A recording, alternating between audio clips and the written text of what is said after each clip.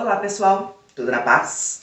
Neste vídeo eu vou falar de uma mulher que foi escritora, poeta, gostava de fazer música, vaidosa, adorava carnaval, gostava de namorar e tinha um grande sonho.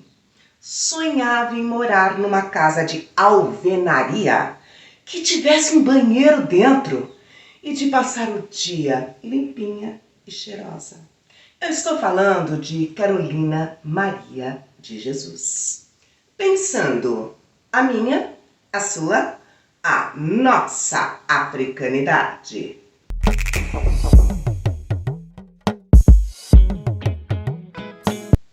A Carolina, ela era uma mineirinha de Sacramento, uma cidadezinha do interior de Minas Gerais. Ela era neta de escravos e filha de uma lavadeira analfabeta. Mais uma menina curiosa e muito da perguntadeira. Vivia querendo saber das coisas. E aí, com o apoio de uma cliente da mãe, ela conseguiu estudar por 2 anos no colégio Allan Kardec.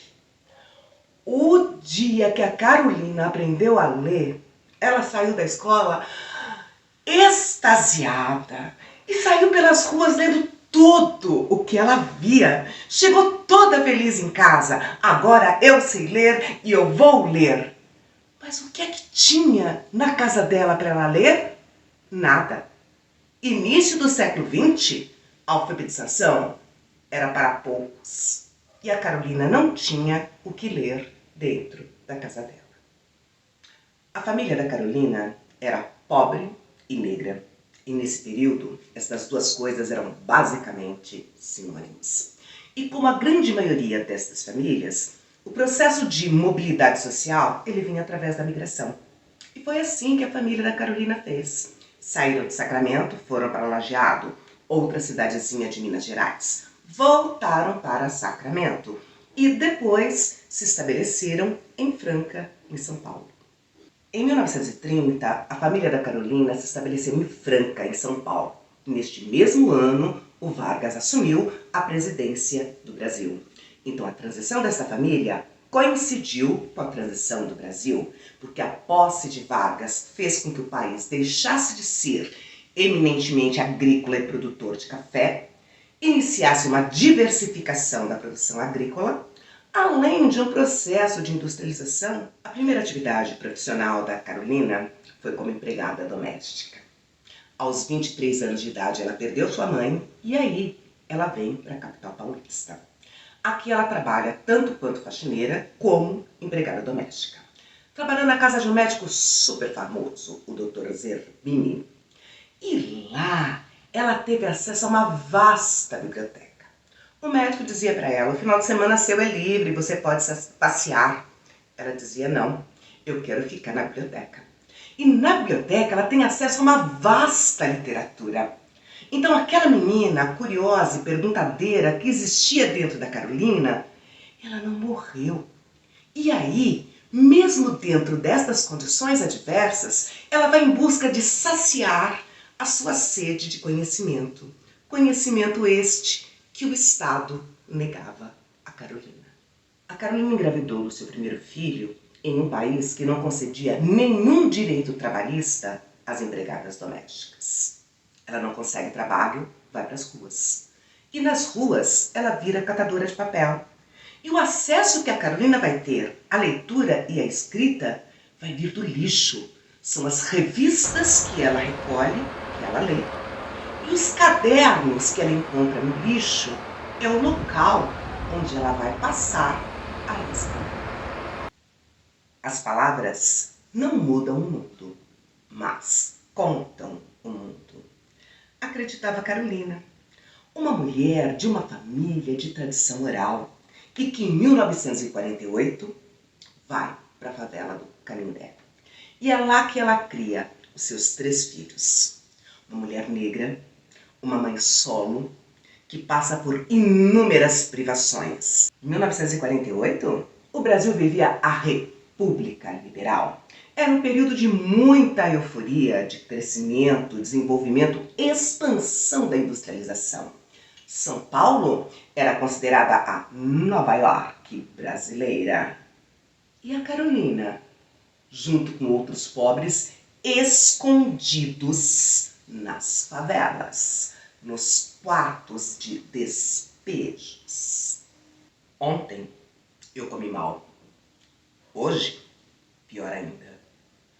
Coisa horrível é acordar de manhã e não ter nada para comer. Este é o Brasil que os nossos governantes teimavam em esconder. E que a Carolina, nos seus diários, ela trazia a público. Em 1958, ela conheceu o jornalista Audálio Dantas, que em 59 publicou partes do seu diário, ficou fascinado pela escrita da Carolina. Em 1960, ele editou os diários e transformou num livro, Quarto de Despejo. Um livro memorialista, autobiográfico. É a favela vista por uma pessoa que morava dentro da favela e que trazia a público tudo o que existia dentro deste território que não era visto e muito menos ouvido. O livro da Carolina, ele foi um sucesso de bilheteria. Foi traduzido em diversas línguas e a Carolina correu o mundo na divulgação do seu livro. Conheceu autoridades, pessoas importantes, foi pedido em casamento, ganhou muita grana e comprou uma casa em Santana, bairro de classe média de São Paulo. E aí escreveu um novo livro, Casa de Alvenaria. Nem ela foi aceita nesse bairro de classe média, nem o seu livro foi aceito. Ela publicou outros livros com recursos próprios, não fizeram sucesso. Ela perdeu todo o dinheiro que ela ganhou, voltou para as ruas.